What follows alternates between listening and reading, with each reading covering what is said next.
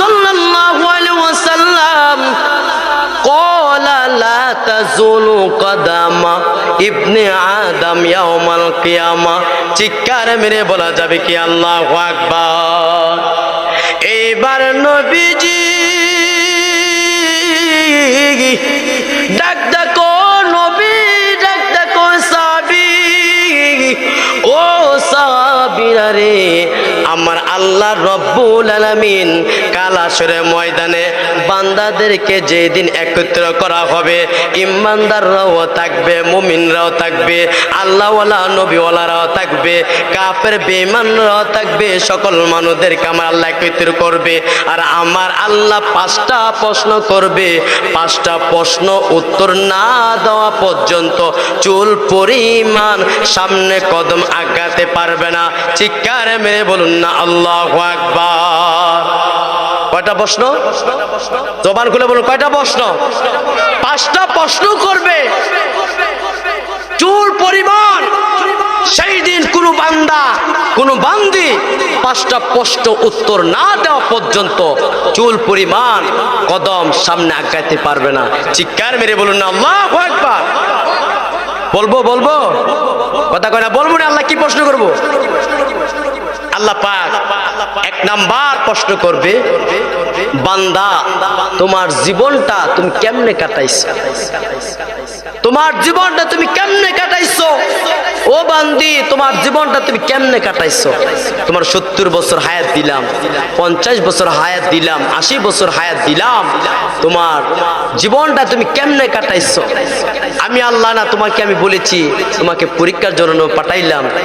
আল্লাহ পাক রব্বুল আলামিন বলেন, আল্লাযী খালাকাল মাউতা ওয়াল হায়াতা লিয়াবলুয়াকুম আইয়ুকুম আহসানু আমালা। আমার ভাইরা বন্ধুরা, আমার আল্লাহ রব্বুল আলামিন মেসেজ তো পাঠিয়ে দিয়েছে, ওরে বান্দা রে, ও বান্দা, আমি আল্লাহ তোমারে দুনিয়ার জমিনে পাঠাইছি, হায়াত দিলাম, আমি আল্লাহ মওতও দিব। এর হায়াতের জিন্দেগিতে তোমার জীবনটা তুমি কেমনে কাটাইছো? তুমি কতটুকু আমার গোলামি করছো? আমার কুদরতের পায়ে সাজদা দিয়েছো কিনা? ওরে বান্দা রে, ও বান্দা, তোমার আমলটা কেমন হবে সেই দিন তো আমি আল্লাহ হাশরের ময়দানে দেখব। চিৎকার মেরে বলা যাবে কি আল্লাহু আকবার। আমার আল্লাহ পাক কষ্ট করে, বান্দা তোমার জীবনটা তুমি কেমনে কাটাইছো? জবাব দাও, জবাব দাও। সেই দিন বান্দা যদি ইমানদার হয়ে থাকে বলবে, আল্লাহ আপনার 5 ওয়াক্ত গোলামি করেছি, হালাল হারাম বেঁচে চলেছি। জবান খুলে বলুন না সুবহানাল্লাহ। 2 নম্বর রাসূলুল্লাহ বলেছেন, 2 নম্বর আল্লাহর নবী বলেন, আমার আল্লাহ প্রশ্ন করবে, ও বান্দারে, তোমার জৈবন শক্তি তুমি কোন পথে ব্যয় করলা? তোমার জৈবন শক্তি, জৈবন কালে অনেক হিম্মত ছিল, অনেক সাহস ছিল, অনেক শক্তি ছিল। তোমার চিন্তা শক্তি, তোমার মেধা শক্তি, তোমার মন শক্তি, তোমার কর্ম শক্তি, তোমার কাজ শক্তি, তুমি কোন পথে ব্যয় করলা? তুমি কেমনে কাটাইছো? তোমার কোন পথে ব্যয় করলা জৈবন কালে? ও বান্দারে, তুমি জবাব দাও। চিৎকার মেরে বলুন না আল্লাহু আকবার। কষ্ট করবে যদি আপনি ইমানদার হয়ে থাকেন। আল্লাহ রাসূল বলেছেন, কাল হাশরের ময়দানে আল্লাহর আরশের আজিমের ছায়া ব্যতীত আর কোনো ছায়া থাকবে না। সেই দিন আপনার মাথার উপরে 1.5 হাত বা 2.5 হাতের উপরে যখন সূর্যটা থাকবে, আপনার মাথার মগজগুলা বাতের মতন টকবক করে গলতে থাকবে। জমিন সেই দিন তামার মতন গরম হয়ে যাবে। আল্লাহর আরশের আজিমের ছায়া ব্যতীত আর কোনো ছায়া থাকবে না। সেই দিন যে ব্যক্তি জৈবনকালে আল্লাহর গোলামি করেছে, জৈবনকালে আল্লাহ রাসূলের মহব্বত করেছে, অনুসরণ করে চলেছে, ওই ব্যক্তিকে আল্লাহ পাক হাশরের ময়দানে আল্লাহর আরশের আজিমের নিচে আল্লাহ পাক জায়গা করে দিবেন। বলুন না সুবহানাল্লাহ। এরপরে রাসূলুল্লাহ সাল্লাল্লাহু আলাইহি সাল্লাম বলেন, ওরে সাহাবী, এরপরে আমার আল্লাহ প্রশ্ন করবে, এরপরে আমার আল্লাহ পাক রব্বুল আলামিন প্রশ্ন করবে, বান্দারে তুমি কেমনে তুমি সম্পদ কাটাইছো, তুমি কেমনে সম্পদ তুমি কেমনে সম্পদ রোজগার করেছে, কামা রোজগার করেছো, কেমনে তুমি তোমার রিজিক তালাশ করলা। ও বান্দা তুমি জবাব দাও। এখন আমরা বিল্ডিং বানাই, দালান বানাই, সুদ খাইয়া ঘুষ খাইয়া, চিল্লা কোন ঠিক কিনা, পরের হক মেরে আমরা সুদ খেয়ে ঘুষ খেয়ে পরের সম্পদ লুটপাট করে আমরা দালান বানাই, আমরা বিল্ডিং করি, অথচ সে জানে না এই দালানগুলা, এই বাড়িগুলা, তার গাড়িগুলা কাল আসরে ময়দানে তার সম্পদগুলা গলার মধ্যে বিশাল বড় একটা সাপ পেঁচাইয়া আমার আল্লাহ তার গলার মধ্যে দিয়ে দিবে। চিল্লা এখন ঠিক কিনা। আমার আল্লাহ তিনটা প্রশ্ন করে, বান্দা তুই কেমনে সম্পদ কামা রোজগার করছিস, জবাব দে। এরপর আমার নবী বলেন, সাহাবীরা, ও সাহাবী,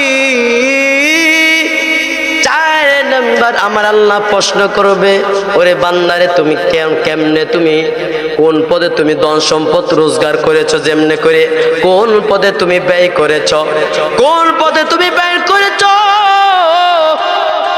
মাহফিলে ব্যয় করেছো কিনা, নাই গান বাজনার মধ্যে ব্যয় করেছো, ফকির মিসকিন অসহায় মানুষদেরকে দান করেছো কিনা। আমার আল্লাহ পাক বলেন, ওয়া মিম্মা রাযাকনাহুম ইউনফিকুন। চিৎকার করে বলুন আল্লাহু আকবার। আমার আল্লাহ বলেন, বান্দারে তোরে আমি কোটি কোটি টাকার মালিক বানাইলাম, তোরে আমি আল্লাহ সোনা দাইনার মালিক বানাইলাম। ও বান্দারে তোরে আমি টাকার বাহার বানাইলাম। ও বান্দারে তোমার ঘরের সঙ্গে একজন মানুষ, ফকির মানুষ, ঘরের ভিতরে খানা খাইতে পারে না। ও বান্দারে টিনের চাল দিয়া বেবে বৃষ্টির মধ্যে পানি পড়ে। ও বান্দারে তোমার বাড়ির সঙ্গে একজন অসহায় মা আছে, বৃদ্ধ মা, ভালো কিছু খাইতে পারে না, চিকিৎসা করতে পারে না, তার মেয়ে বিবাহ দিতে পারে না। ওরে বান্দারে, ও বান্দা সে চিকিৎসা করতে পারে না। ও বান্দারে, এ বান্দারে না দিয়া, বিধবা মহিলারে না দিয়া, এতিম মিসকিনে না দিয়া তুমি কোন পথে তোমার সম্পদের ব্যয় করেছো, তুমি জবাব দে। সেই দিন আল্লাহ পাক জবাব দিবে, প্রশ্ন করবে, জবাব দিতে হবে তোমার টাকা, একটা টাকা তুমি কোন পদে ব্যয় করেছো। এরপরে আমার আল্লাহ নবী বলেন, 5 নাম্বার আমার আল্লাহ প্রশ্ন করবে, ও বান্দারে আমি আল্লাহ তোরে আকল দিলাম, বিবেক দিলাম, তোরে আমি আল্লাহ জ্ঞান দিলাম। ওরে বান্দারে তোরে আমি আল্লাহ আকল দিলাম, জ্ঞান দিলাম, বুদ্ধি দিলাম, এই জ্ঞান অনুযায়ী তুমি কতটুকু আমল করেছো, তুমি জ্ঞান অনুযায়ী কতটুকু আমার গোলামি করেছো। ওরে বান্দারে তুমি জবাব দে। সেই দিনে 5টা প্রশ্ন করবে আমার আল্লাহ। 1 নাম্বার কি বলেছি, 1 নাম্বার প্রশ্ন করবে আমার আল্লাহ, তোমার জীবন তুমি কেমনে কাটাইছো। 2 নাম্বার আল্লাহ পাক প্রশ্ন করবে, তোমার জৈবন শক্তিকাল, জৈবনকালে তুমি কেমনে জীবনটা কাটাইলা। 3 নাম্বার প্রশ্ন করবে আমার আল্লাহ, তুমি ধন সম্পদ কেমনে কামা রোজগার করেছো। 4 নাম্বার প্রশ্ন করবে, তুমি ধন সম্পদ কোন কাজে ব্যয় করেছো। 5 নাম্বার প্রশ্ন করবে, তোমার জ্ঞান অনুযায়ী, তোমার বিবেক অনুযায়ী, বুদ্ধি অনুযায়ী কতটুকু আমল করেছো। এই 5টা প্রশ্ন উত্তর না দেওয়া পর্যন্ত সেই দিন একটা মানুষ চুল পরিমাণ কদম পার হইতে পারবে না। জবান খুলে বলুন আল্লাহু আকবার। আমার ভাইরা, বন্ধুরা আমার, নূরের নবী, মায়ার নবী বলেন, কাল আসরে ময়দানে মুসিবতের দিন আমার আল্লাহ জাহান্নামে যখন মানুষদেরকে যখন দিয়া দিবে, একটা মানুষের 99টা গুনাহ হবে, 99টা গুনাহ হবে একটা মাত্র নেকর আমলনামার মধ্যে। এই বান্দা এই হাদিসটা বর্ণনা করেছেন হযরত আবু হুরায়রা রাদিয়াল্লাহু তাআলা আনহু, তিরমিজি শরীফের হাদিস। আল্লাহর নবী বলেন, ওই বান্দাকে কাল হাসরে ময়দানে উপস্থিত করা হবে। বান্দা, আমার আল্লাহ প্রশ্ন করবে, ও বান্দা, ও বান্দা রে তুমি কেমনে এতগুলা গুনাহ করলা, কেমনে তুমি গুনাহ করলে এতগুলা। আর আল্লাহ নবী বলেন, তার গুনার খাতাটা আল্লাহ রাসূল বলেন এই বান্দা যত দূরে তাকাইবে তার দৃষ্টি যত দূর পর্যন্ত যাবে তত দূর পর্যন্ত তার গুনার কাতাটা এত বড় হবে। জবান করে বলুন আল্লাহু আকবার। এই বান্দা যখন এত বিশাল বড় তার আমলনামা, গুনার আমলনামা দেখার পর এবার আমার আল্লাহ কবে, বান্দা এতগুলা গুনাহ করেছ, এ যা আমার এই বান্দার আমলনামার মধ্যে আবার মিজানে ধরে নিয়ে যাও। সুবহানাল্লাহ কি কইতেন না? এইবার নবী ডাক দিয়ে কই সাহাবীরা রে, ও সাহাবীরা, দিনের নবী, মায়ার নবী, রহমতের নবী বলেন এইবার বান্দাকে বলবে ওরে বান্দা যাও মিজানের দ্বারে যাও, একটা কাগজের টুকরা দিয়ে দিবে বান্দার হাতের মধ্যে। বান্দা ডাকটা বলবে আল্লাহ, ও পানের আল্লাহ, একটা কাগজের টুকরা আপনি ধরাইয়া দিলেন আর 99টা গুনাহ, এত বিশাল বড় গুনাহ গো আল্লাহ, এত বড় বিশাল গুনাহ, এত বড় বিশাল গুনাহ। মিজানের দ্বারের মধ্যে যদি এত বড় বিশাল গুনার খাতাটা যদি এক পাল্লার মধ্যে লেখা হয় আর আরেক পাল্লার মধ্যে যদি ছোট একটা কাগজের টুকরা রাখা হয় গো আল্লাহ, ও মাবুদ, এটা কেমনে আবার কি হবে গো আল্লাহ? ও আল্লাহ, আমার কি আপনি কি শরম দেন নাকি আমার জাহান্নামে দিয়ে দেন? আমার আল্লাহ ডাক দেখো, ও বান্দারে, আল্লাহু আকবার, ইয়া রাসূলুল্লাহ।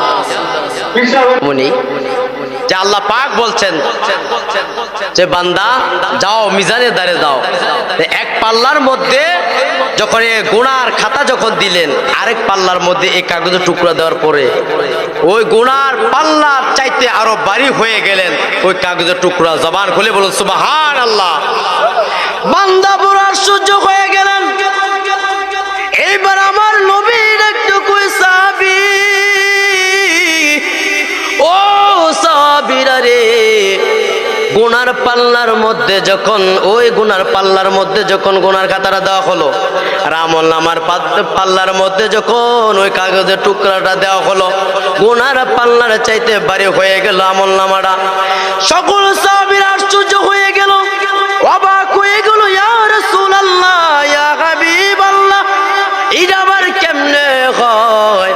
এবার আমার দিনের নবী, মায়ের নবী ডাক ডাক কই, ওই সাহাবীরে এই কাগজের টুকরার মধ্যে লেখা ছিল লা ইলাহা ইল্লাল্লাহ। চিৎকার মেরে বলুন না সুবহানাল্লাহ। আমার নবী ডাক ডাক কই সাহাবী, সাত আসমান সাত জমিন যদি এক পাল্লার মধ্যে লেখা হয় আর এক পাল্লার মধ্যে যদি লা ইলাহা ইল্লাল্লাহ লেখা হয়, ওই সাত আসমান সাত জমিনের চাইতে আমার আল্লাহ পাকের নাম ভারী হইয়া যাবে। সুবহানাল্লাহ বলেন। এখন আমরা যে আমি যা আলোচনা করেছি, আল্লাহ এবং রাসূলকে মহব্বত করতে হবে এবং ওলিয়া উলিয়াদেরকে মহব্বত করতে হবে। চিল্লা কোন ঠিক কিনা?